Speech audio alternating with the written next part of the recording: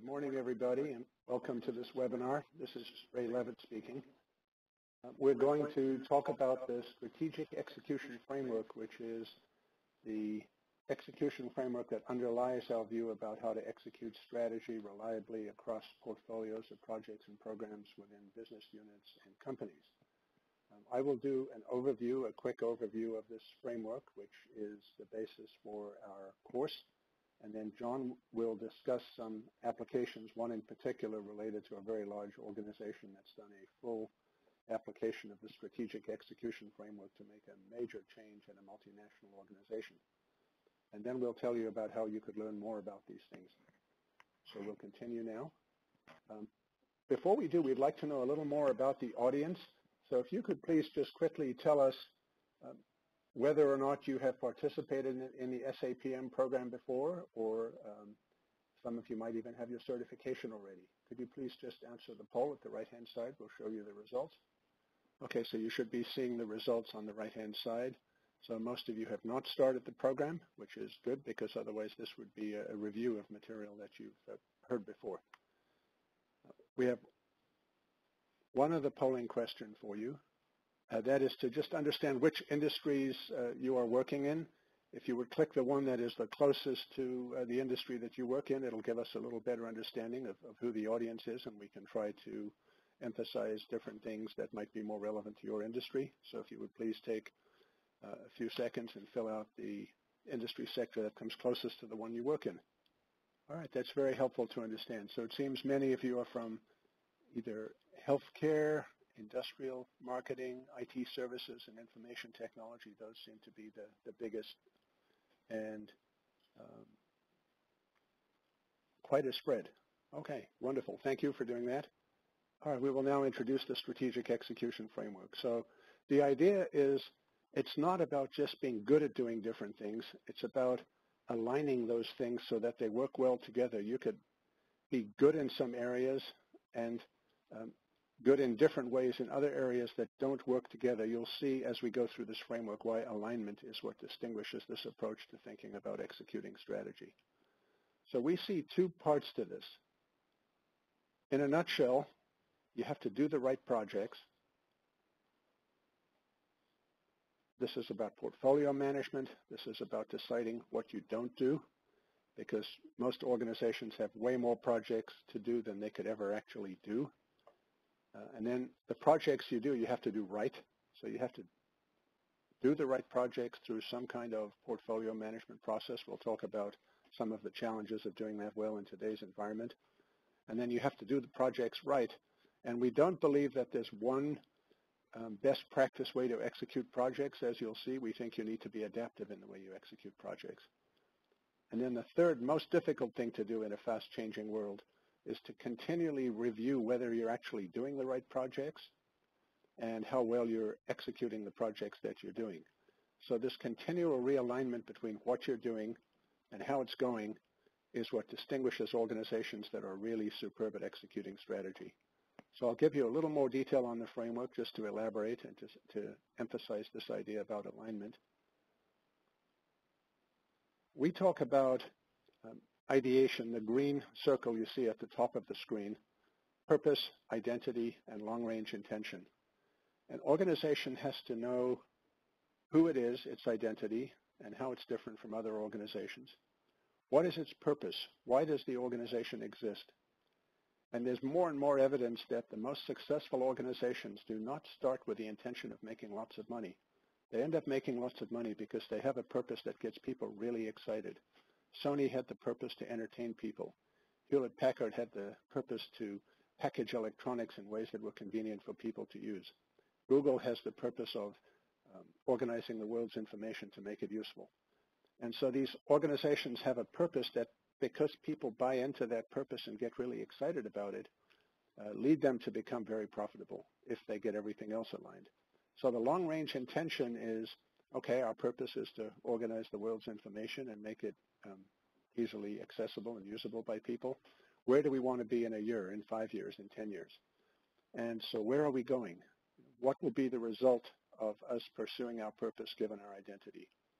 Now that long-range intention has to be made concrete and quantitative to people in the form of goals, and those goals have to be defined in terms of a set of metrics.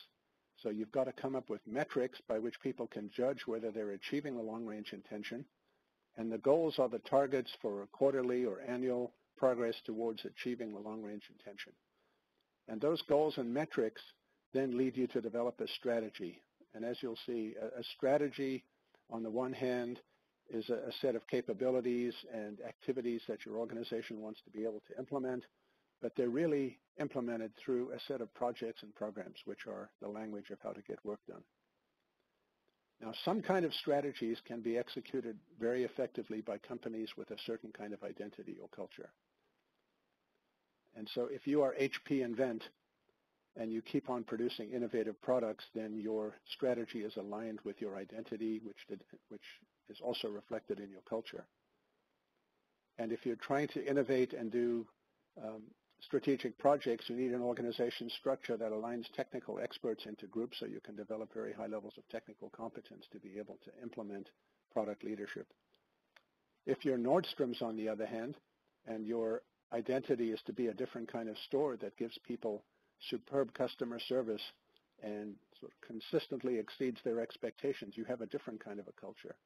You have an organization that has the following rules. The first rule is use your good judgment at all times. The second rule is there are no other rules. That's the Nordstrom culture. Okay, and then you set up a structure with very decentralized decision-making where a clerk in a Nordstrom store can give somebody a refund without having to check with the manager, or can walk over to Macy's and buy something which the customer at Nordstrom's wants that is currently not available at Nordstrom's, and give the customer a cup of coffee while they wait, and then come back and give them the product and sell it to them at the price they purchased it at Macy's. So your culture and your structure determine how easily you can execute a given strategy. And so you can see the alignment between ideation, which is who you are, why you exist, and where you're going, your vision, which is the strategy implemented and measured by a set of metrics that have goals assigned to them for each period of time. And then you have a structure and a culture, which the way I describe it, if you're sailing, is like the wind direction and the current direction. If you have a favorable wind and a favorable current, you get where you're going a lot faster. You might be able to tack into the wind against the current, but you're going to take a lot longer to get there. Okay, so this is how you do the right projects. You get these three things aligned. You get a purpose that your employees and the rest of the world is excited about, with an identity and a long-range intention. The identity gets expressed through a culture that you create. Your goals and metrics are aligned with the kind of long-range intention you have, so your strategy attempts to achieve those goals. And if all these three things are well aligned, then you're doing the right projects.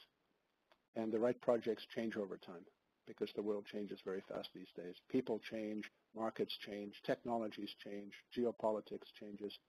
And so what is the right set of projects today will not be the right set of projects a year from now, and possibly not even 3 months from now if you're in the IT industry or the healthcare or medical device industry. Okay, so keep that in mind. Now we'll look at the second part, which is doing the projects right. So the strategy gets implemented through a portfolio of projects that the organization decides to allocate resources to. And projects might be rolled up into programs if they are interrelated or if they share a set of resources of different kinds. And so a set of programs and projects that are part of a portfolio determines how you actually implement your strategy. And we'll talk in a moment about the fact that there's not a best practice. The project management body of knowledge, which some of you may have PMP certifications, that's one way to execute projects. We call that PM 1.0. That comes out of the late 1960s. PMI was founded in 1969. The big projects being built at that time were big construction projects like the Hoover, not the Hoover Dam, that was built earlier, but the Interstate Highway Program, other big projects being built in the U.S. and internationally. Major pharmaceutical developments, mostly in Switzerland. Some Swiss pharmaceutical companies were some of the founders of PMI, and then the aerospace defense industry. So we'll talk more about how today's projects often need a much more decentralized and agile approach, but not all of them. Some need the discipline and the rigor of PM 1.0.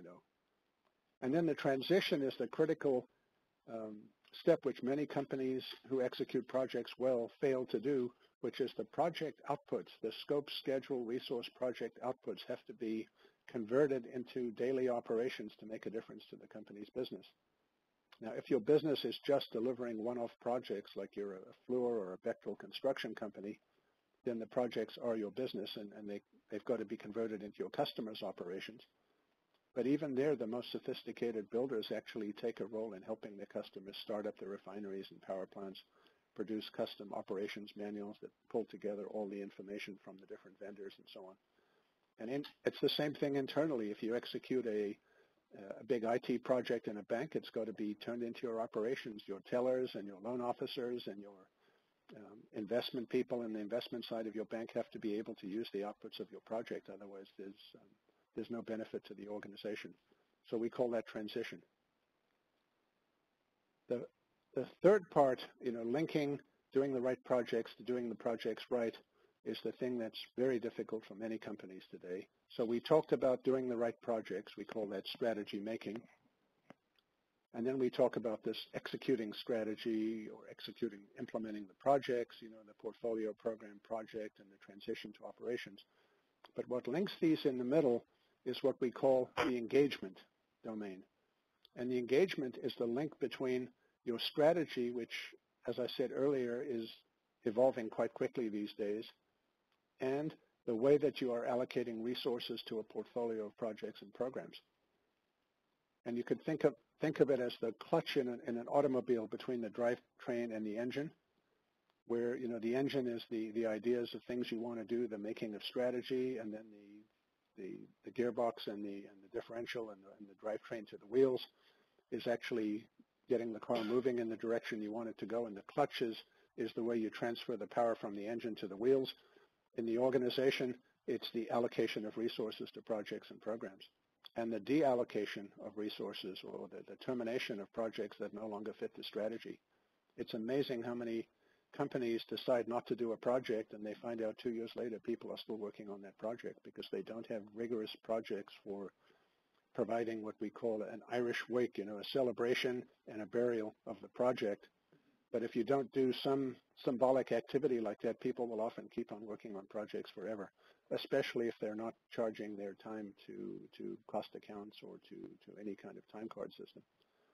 And so this real-time portfolio management for many companies has moved from a once-a-year capital budgeting process to a process that's now much closer to real-time, quarterly or monthly or sometimes on demand. A competitor introduces a new product and you change your strategy real time. Okay, let's talk a little bit now about what we call version 2.0 of the synthesis and transition domains, going from a single best practice to what you might think of as adaptive practice. And think of it as, a baseball pitcher who, if facing a right-handed batter, can pitch with one hand, and facing a left-handed batter can pitch with the other hand. And so your organization's got to be able to pitch in different ways for different kinds of projects. And we've just introduced a new course in our program called Adaptive Execution of Strategy, where we focus on this particular issue. So let's just look at this space here of how centralized or decentralized planning and design are, and how centralized or decentralized the control of execution is. And so we have what I'd call traditional waterfall PM 1.0 project management, fairly centralized development of plans and budgets and task lists, and then fairly centralized tracking and sort of intervention to address variations from the plan. This is basic project management body of knowledge. In some domains, like in aerospace and some other complex domains, we had a session in one of our recent courses on somebody from the New York City Transit Authority. They introduced systems engineering to put a new line into the New York subway system, which interfaced in multiple ways with the existing control systems and power systems and stations and fare collection and everything else. So systems engineering goes even beyond traditional waterfall project management and uses tools to track interdependence between components and to resolve it and to resequence tasks to eliminate cycles and so on. So that takes you even to a more centralized planning, scope definition, interface management, and real-time control of execution in a centralized way. Going in the other direction, We have people like Salesforce.com doing agile development methods for software, ideas that came out of the Japanese auto and copier industries, and taking lean methods and other ideas into software development, which is much more decentralized, where the scope is specified simply in terms of high-level user stories, and the team decides on its own how to reallocate resources in real time, and which, in some cases, even which elements of scope can be achieved within a particular release cycle. And then finally, what I'd call the fully agile, I would say, is the extreme of this in a group like Salesforce.com, where the team actually can take scope out of a release without checking with anyone else. They have a representative of the product group in the Scrum teams who understands the priorities, and the team doesn't even ask permission. They just decide to take something out of the scope.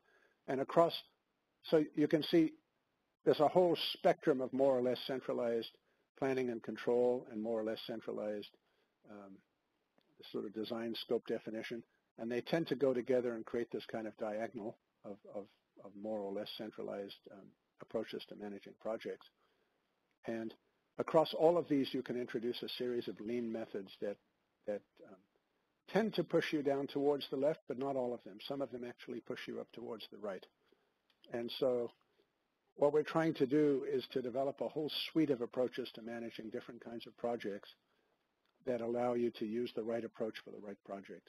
And so this is the do the projects right now is do it right depending on the nature of the project. And the framework that we started from was a framework developed in the software industry by Bain and Turner, which talks about how fast the requirements change, what percentage of requirements change per month. Is the organization's culture one that thrives on chaos versus thrives on sort of order and people knowing what they're supposed to do and not having to make a lot of autonomous decisions? How big is the team? Most agile teams tend to be in the range of 10 to 15 people. If you have bigger teams, you've got to find ways to modularize what you're doing to allow you to do that. What are the consequences of failure? Obviously, when the consequences of failure are multiple lives, you need a lot more rigorous quality control and a lot more specification of the kind of testing, such as, for example, drug development, FDA phase 1, 2, 3 tests, and so on. And then the last issue is, what is the skill level of the workers? If you're going to decentralize decision-making to workers, they need to be highly skilled workers or they won't make the right decisions. So depending where you are on all of these different charts, you're going to be more agile if you're towards the center on all these 5 dimensions, and more centralized or plan-driven if you're towards the right. So 2 quick examples. This is Salesforce.com, who I said is almost beyond agile, super agile in their development. So they're right in the middle. You know, they've got requirements that are changing very frequently. They claim that at the time we did the case study on them, they were able to pick 1 out of almost 20 applicants that were applying for positions, so they could be very choosy. The consequence of not including a feature in a release is some discretionary funds, and the team size of these Scrum teams was around 12. And so they're obviously going to be well suited for a very agile approach. Alternatively, you know, we just had a meeting, a strategic execution conference in the Levi Stadium in Santa Clara, the home of the 49ers. Development of that project, you know, would look more like this if you look at where the dots are on these scales. And it would suggest that you are really fairly traditional, not all the way out. It's not a suburban office building that's very simple and you can do in a very top-down way. But it's still a project that has failure consequences and big team sizes and so on. And so this had to be done in a more centralized way, so more plan-driven. And so the strategic execution framework actually integrates, we don't claim we've invented all the different parts of this. What we claim to do is to link them up into a unified framework, ideas about portfolio management, project management, balanced scorecard ideas about metrics, culture ideas, built to last and good to great, ideas about organization design, Burton and Obel's book in the top left. And so what we claim to do is to integrate these concepts into a unified framework that allows for the execution of project. And we came up with this acronym, INVEST. And what INVEST means is ideation, know who you are, why you exist, where you're going. nature, align your strategy, structure, and culture, vision, continually re-articulate and quantify your desired outcomes, engagement, continually reinvest in the right portfolio of strategic projects to achieve your current strategic outcomes. Note the word current because they keep changing. Synthesis, execute your strategic projects, balancing appropriate levels of discipline and agility. So where do you fit on that five-pointed star that we just looked at? And then make sure you transition the benefits into operations and you reinvest the resources that come out of those projects. So it's really very simple. Again, do the right projects, do them right, and connect 1 and 2. Okay, we're going to hand over now to John Warren to give you an example of the strategic execution framework in action. Thanks, Ray. This is John Warren. Appreciate all of you being here today. I was just looking, we have people from Honduras, Nigeria, Europe, the U.S., probably some people from over in Asia. So some of you, good morning, some good afternoon, some good evening. So nice to have you here. I want to remind you, you're going to get a PDF of these slides because I'm about to throw at you some really dense slides. And we'll say, my gosh, he's not talking about all those, but we wanted to show you a really powerful example of the SEF in action. So you will be able to have access to those. Second thing I want to remind you is that we're doing Q&A at the end here. We'll probably have 10 or so minutes for Q&A, so make sure and send those in. We're collecting those, putting on a large slide here that you'll be able to see. So just reflect that. As we were thinking about this, Ray and our team, we were talking about that sometimes you look at something like the SEF and you think, oh my gosh, is this some kind of a theory? It's a model. It's just on a piece of paper. And we wanted to really share with you, this is the real deal, and especially an example of how that has been applied. So I'm going to give you a little bit of a background and then talk about this large organization that has put this into practice just this year, and where you can see what they've done. And there have been some questions about, applying the SF in a startup kind of framework, and we will be covering that in a future SAPM webinar. We'll focus more in the startup phase, but today will be existing organizations.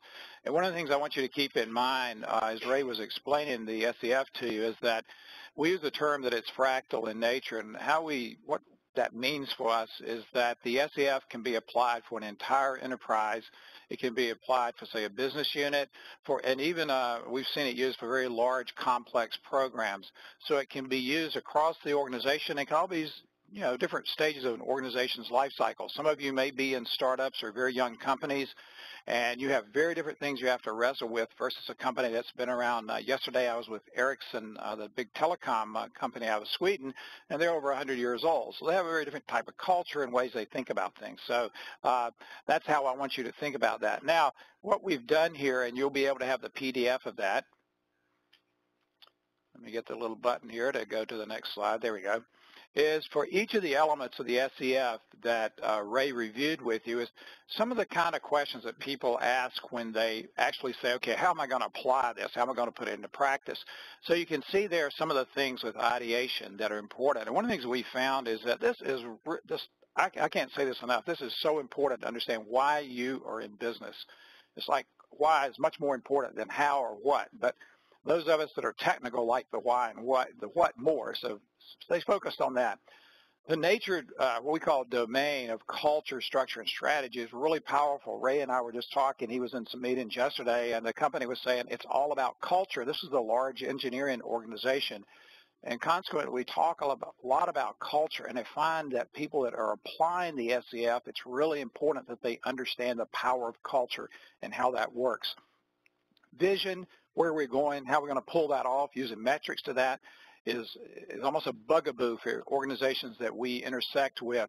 When you say metrics, it's like, hell yes. They either love them, they hate them, and they're not sure what to do with them. So very important as you consider those. Again, I'm giving you some things that you can go back and use the PDF and review how people have thought about this in large and existing organizations. The engagement, very powerful. No organization that I know of has unlimited money. Even some right down the road from us here at Stanford have to make decisions about where do I allocate that money, where do I put that money. And those really are very powerful, and understanding that as you think about the SEF, even if you're running a small project or program, it's critical that you understand what are the portfolios that fund that effort. The term we use, synthesis, of where you're actually building what you want to create based on portfolio decisions.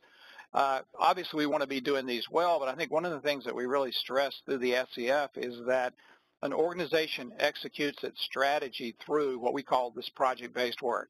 Your organization cannot execute its strategy if it doesn't do this well, and hence it's so critical to focus on that. And finally, one of the bigger challenges, okay, I've created a new product, new service, et cetera, et cetera. What do I do with it? Well, we use the term transition. You transition that into operations. So whatever you've built, whether it's a new process, a new service, enhanced process, enhanced service, that basically goes into operations. Now, there's a wide range of organizations that have basically used this. Unfortunately, a lot of those are private organizations, and what I'm about to share with you can be made public because it's actually available on the web. And so there's a lot of companies that we work with that are in the private sector that have taken the SCF and have applied that throughout their strategy making. What I want to share with you is a little bit in depth here, is just a fascinating application of the SCF by the Secretary General, Klaus Well, of the European Parliament. Basically, he runs the organization that supports the over 500-member European Parliament in Brussels and Strasbourg. And he came to Stanford, and I want to give you a little bit of the context about that. No matter where you are in the world, whether you're in the private sector or public sector, the problems that they are facing resonate with everybody. They have over 500 people from 20-plus countries, very different cultures, very different demands, things that they want. They have to serve them. They are the customer, if you will.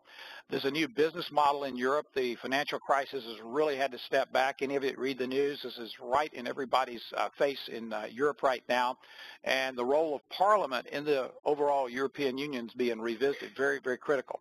And then finally, they had some recent elections, the role of the Parliament versus other parts of the Union, really critical. So the role of the Secretariat has become strictly enhanced. Now, what did they do? Well, they first came and spent several weeks here at Stanford, and then they went back and had their key executive leaders basically put together a draft SEF, which I'm going to show you some of the elements of it, for the Secretariat. This is one of the first times we've seen where this can be shared because it's with a public organization. And so what I'm going to share with you is actually what they developed. The nice thing about that is you're able to access this, as I'll explain a little bit later. They use something that I just wanted to share with you. If you look here real quick, what we call wall-based processing, the importance of actually when you're developing the SEF, when you're looking at the application of actually doing that in a visual place and doing that on the wall. And this was actually done there at the in Brussels, and I'll show you a little bit more about that later. So everything I'm going to share with you is developed right off of whiteboards and with the help and support of Post-its. Now, this is their actual SEF. Ray explained to you our model, the execution framework. What Klaus did was take his leaders and basically take each of those elements and say, what does that mean for me? I'm not going to read all that. You can see that. You're going to have a PDF of it. But it's fascinating, and what we found when you look at that is it helps you think about, well, what would be those relevant elements for my organization or my program, whoever you're applying the SEF to. And so you can see Ray was talking about purpose. Let's just look right there at the top. He has empowering members of Parliament for a vibrant European democracy. And so that drives everything they do. All the things you look down there are driven by that sense of purpose, where they want to be long range, and really important how they see themselves there as a multinational team. When you work with them, everybody in there speaks at least 3 or 4 languages, and just really fascinating to see. So they develop. Now I'm going to show you a little bit of some of the details in here before we get to our Q&A. The external environment is really important. That's sort of this nice, what do we think of, sort of a bubble that's over the SEF is what's the world you have to play in. And that's going to vary with each of you. It's going to vary with your customers. Are you in a highly regulated industry? Some industries have narrow regulation, some have a lot, and very significant to think about that, where your customers, et cetera. So you can see there some of the drivers that are affected how they think about the execution. their ideation was actually quite clear. I wasn't sure about that, but Klaus and his team immediately could tell where that worked for them. Now, the vision I wanted to show is interesting. Look, you can see there some of the metrics that they developed. And you say, my gosh, those are very specific. Pages of translation per day. Well, that's because of the kind of business they are. Part of their business, if you will, is providing translation in 24 plus languages. And if you think about this as simultaneous translation, very challenging and all. So you can see there some of the metrics that they develop, very specific for them. You would be doing the same thing. So if you were doing this for your organization, your metrics are going to be specific to what you do as a business. Very, very interesting. Their culture, structure, and strategy, you can see there the part I want to emphasize is around the strategy. They have 4 specific things there that they think of as strategy. Strategy is one of those things that we find is used in different ways in different organizations. And for them, they were using this term save to innovate. And what they mean by that, their budgets are becoming more constrained, and they want to be able to save so they can have resources that they can use to innovate, i.e. through projects. That's how you build things new. So they have this thing you see, legislative cycle, operational capacity, resource efficiency, internal cooperation. Every one of those except legislative cycle is actually things all of you would face in a public company. So you can see here the power of that. What I'll show you, right, if you look across the bottom of the slide, you'll see 4 wheels. And those are basically the 4 major strategy elements. And what they developed were what were the key sets of projects for each of those that drive them. Really, really, really quite powerful. And the nice thing is you can download the document where all of this is and see for yourself. And I've found people who found this very useful. Now, in terms of strategic portfolio, you can see what they call programs. Notice that nice sort of British spelling with the MES. They have major programs. You can just pick one of those like buildings. They're building some major new facilities that are not billions, but hundreds of millions of euros. They're digitizing things they've not done before. Then under that, there are a lot of projects that are associated with those. And I'll show you on the next page. This is a set of the work they're doing. You can see the programs there and the what are there, 8 of those. And then inside are color-coded different kinds of projects depending on the kind of project it is, et cetera, et cetera. It's interesting. I asked Klaus, I said, what's the white ones? Because you'll notice there's no logo for white or no legend. He said, oh, those are things that I want to do. And, so he was talking about, I'm going to have to go out and negotiate and things like that. But you can see what I think is powerful. You can take this and apply this in your world. You're just going to have different things that you're going to focus on and different. So you can see how somebody has taken this. It's about a 30-page document where this is all laid out in really, really wonderful detail. Now, they've not stopped. They have, it's a very European word. We call them, elf sites and things like that. And over there, they're called away days. And we actually went over there and spent, I guess, 3 days with the team. And an away day, they were outside of Brussels, and we were over in the Netherlands, and basically went through the SEF, talked about it, all the different issues. And what Klaus and his team have been doing is rolling this out across the different DGs, are called their director generals. There, if you think about it, the executive VPs that are running for him. And he's rolling that out. What you see here in this particular picture, they are actually giving a 30-minute overview of the SEF to a particular part. They have a website we provided with you when you download the PDF. You can go, you can Google it right now and get it as well. His entire document's on there. There's also a 30-minute video where he is explaining the SEF. It's absolutely fascinating, and we're just privileged. We check with him. It's okay. It's visible. You can download that and view that and really enjoy that. And they're still working on that. He's still rolling that across. Now, I don't have this on here. Obviously, everybody doesn't think this is a great idea. There is resistance, and that's part of being a leader, and you work with it. And what do I need to do to, get people to see, the advantage of this? We've had fantastic, I think, response from his folks. So let me just sort of summarize and put this sort of in a nutshell, if you will. I think from the experience that Ray and I and others on the team have seen, it's really important when you're thinking about the SEF that you understand why you're doing this. This is cut to the chase. It's not just, oh, let's go do it. Why? What's the purpose? What drives it? One of my favorite quotes is timing has a lot to do with the outcome of the rain dance. read that twice and you'll see you may have everything lined up. The timing is just not right. There may be a crisis in your company, maybe something going on. So sometimes you might have to wait a little bit to really hit the spot. And Klaus hit the spot right on. There's things that are going on. The executive sponsorship. The example I've just given you had the highest levels. This is the boss, okay? And so he took that and ran with it and made it happen. If there's resistance, we talk a lot about this in our SAPM classes. You want to look at the culture, the structure, the strategy, the relationship among those, and use that. And then I think the communication is obvious, and they do this very well. That's why you can look at the video and everything like that. And finally, take this, what I suggest, take this, use it, and see how you can take this and do one of these for your organization. You got a great prototype here. If you got any questions, send us an email. We'll be happy to answer. So we have received several questions. We're going to pick a few to answer during the webinar. The first one is addressed to Professor Levitt. So the person is asking whether or not the purpose should also play into the purpose of programs or project. Ray, would you like to answer that one? Yes, I'll be happy to, Claire. John mentioned that we think of this program as a fractal set of ideas where the patterns can be implemented at multiple different levels of hierarchy or abstraction. And so these ideas work at the level of an enterprise, which is the way I was talking about them, but they also work very well at the level of a business unit. They work at the level of a program. They work at the level of a project. And they actually work at the level of individual time management for yourself, because you as an individual have a strategy for your career. You have a strategy for your personal life. You have a strategy for particular hobbies or interests, be it music or athletics or something else. And so you can implement this. We've heard about people saying it helped save their marriages. We've heard about people saying it helped them achieve goals of, winning major athletic competitions. And so it can be used at any level. I think that's the right answer. You should think about, why do you exist? What's your identity? Where do you want to be? And, it's something you tend to think about later in your life if you haven't thought about it earlier. And then it's typically with regret that you didn't get a little more focused earlier in your life.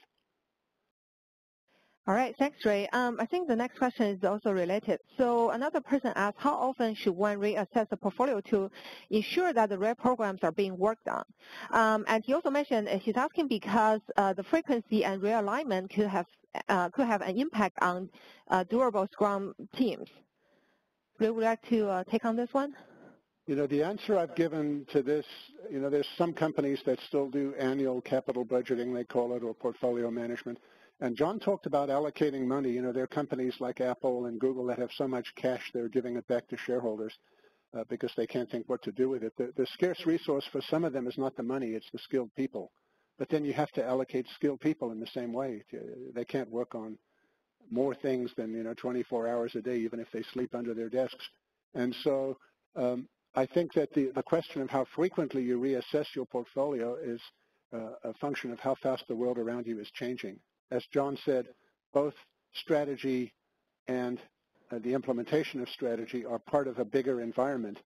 And so we're sitting here in a building that also houses the Aeroastro department at Stanford. And there are folks there that do control theory. And what they say in control theory is you have to sample and intervene in a process about twice as frequently as that process could go out of bounds in order to keep it stable. So if your world can change significantly in 6 months, you should do portfolio planning every 3 months. If your world can change significantly in 2 weeks, you should reassess your portfolio once a week. All right, thanks, Ray. John, would you like to take the next question? So the person asked, since most businesses are organized by business units or the silos, do you need a central team central team then runs SEF to make sure that it gets aligned across all businesses? Thanks, Claire. I think that goes actually right on to what Ray was talking about. The fractal quality is you really have to step back and say, where does it make the most sense to apply this? If you have a $50 billion global organization, you might initially not want to look at the SEF for the entire organization. You might want to pick, say, a specific business unit. It can be designed depending on the organization. Some are organized by geography, some are organized by products, some by services. And so what I would suggest is that you pick a small piece of that and then apply the SEF to that. We gave the example of the SEF there in the European Parliament. That's just part of the whole European Union. There's lots of other aspects, so it just applied to this one part. Granted, it's a large part. So that's one of the things that I would suggest. The other thing is that we've seen, actually you could do the SEF for that silo. So you can pick that silo and do that. I think the important thing is understanding the relationships, and Ray talked about the alignment. Wherever you are in the organization, you want to look at the meta-alignment among the different parts, and so that would be a way to handle that. Let me just add one other thing. I just popped up a question about integration, and this really can be useful if you're in a merger and acquisition situation where you're looking at how you could apply this in integration. This would be a great example of where you would do an SEF for the company that's being acquired, as well as for the existing unit that's going to be merged or blended into. We see a lot of times significant problems here, not on the technology side. The problems are on integrating the culture and the structure and thinking about that in a systematic way, and the SEF is a very powerful tool for that. All right, we just received another question. Our company is relatively young. There are conflicts in vision as well as purpose, particularly between corporate as a whole and the division as direct. Is it common for such friction to occur? How do we agree to terminate projects gracefully? There's a whole literature on what is called fair process. And fair process talks about engagement with the relevant stakeholders, explanation about how the senior management decided what they did after considering all the input, and then setting clear expectations going forward. And I think that fair process set of ideas about engagement, explanation, and clear expectations is what you have to do to terminate projects without friction. What you have to do is explain to the organization what the high-level strategy is and how different parts fit into it. If it's changing, why it's changing, and again, you engage and get people's input. You don't necessarily, and this has to be done obviously by the leadership of the organization. You don't necessarily have to accept all of the input, but you have to explain why you did or why you didn't, what your thought process was, and you have to tell people what's going to happen going forward. And as I suggested earlier, people really fall in love with projects that they're working on. It sounds like the person who asked this question is quite excited about some of the projects he or she is doing, or his business unit is doing. And they have to be given a decent burial. Literally, you have to have a symbolic recognition of the hard work people have put in and the passion they've put into it. And the model I like is the way Irish people celebrate a person's life at the time of a funeral and drink Irish whiskey and Guinness and other things, and dance and play beautiful Irish music. And it's a big party, basically, that recognizes the contributions people have made and then moves forward. And then at that point, you make sure that people agree that the project is dead and buried for good reasons, and you move forward. All right, thanks, Ray. So we'll just talk about how ICF can help small or growing business. So we received another question from a participant asking how we can use ICF in large global insurance and financial service companies. John, would you like to give us an example to show? Those of you can't see, I'm actually smiling because we have several very large insurance organizations and financial organizations that have done an extensive application of the SEF. It's just not it's proprietary. It's not something that can be shared. I think one of the things to think about this is if you're in any, not just insurance, but financial services, I think one of the things that the SEF helps you do, if you think about the purpose of insurance, you are serving customers that are investing their hard-earned money with you so that when the worst happens to your family, they're there for you. So there's an enormous amount of power, purpose, and ideation in those companies. And so what we found in those organizations, it's very important when you're down in the sort of nits and grits of running project-based work that you hook that work all the way back to why are we doing it. It's here to help people. It's to help them in the worst possible times. They've either had a major car wreck, the house is burned down, a hurricane, whatever it is that came into their lives. And so the SEF is very much applicable there.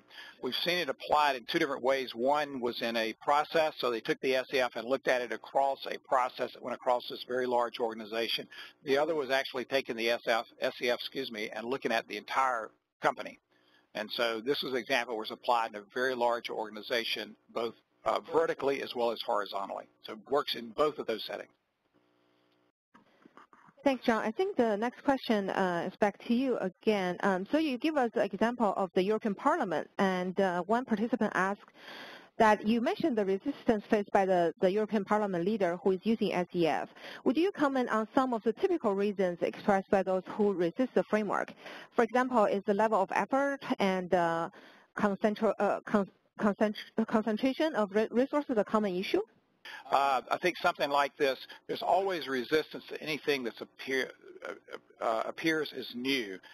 Then how that shows up is going to vary with the culture and the structure of the organization. In this particular organization, you have to think about it's not very old. The organization itself is only, started in the late 50s, so it's about 50 years old. So in some ways, it's not very old. But think about the history of Europe. As an American going over there, one of the things I appreciate is a long, storied history. And you have countries that didn't always like each other, et cetera, et cetera. So now what they've installed is a very large bureaucracy. Let's just be open about it. They would say that. And so when you take something like that that's embedded, you have different ways of thinking about job security and all, and you want to go in and say, we're going to change and rethink this, you're going to naturally have resistance. And so one of the ways that they're handling this really well is through communication and recognizing there's going to be resistance. Let's be really open about it. What can we do about it, et cetera, et cetera. What's making it easy there is the top executive is on board 100%. There's not any pushback from the boss, so it makes it very easy. That's probably good. There's a lot we talk about this actually in some of our courses, how to resisting change and all, so that's probably enough to say about that right now. Great, thanks, John. Ray, when you were demonstrating the SEF, someone asked if you could share your thoughts on how SEF should be applied for companies facing the innovator dilemma with both mainstream products and new disruption technology emerging market offerings. This is an excellent question.